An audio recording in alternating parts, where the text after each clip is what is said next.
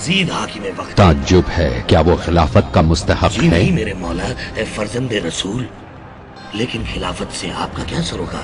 مسلمانوں کے لیے آپ کے درس خلافت سے زیادہ اہمیت کے حامل ہے۔ کیا خلافت مسلمانوں کے حقوق ادا کرنے کا نام نہیں ہے؟ اے ولید، کیا رسول اللہ ایسے نہیں تھے؟ اے ابا عبداللہ، آپ اس زمانے کی بات کر رہے ہیں جو گزر چکا ہے اور اب ماضی بن چکا ہے۔ دنیا بہت بدل گئی ہے، بہت بدل گئی ہے اے فرزند رسول۔ نہیں، لوگ بدل گئے ہیں۔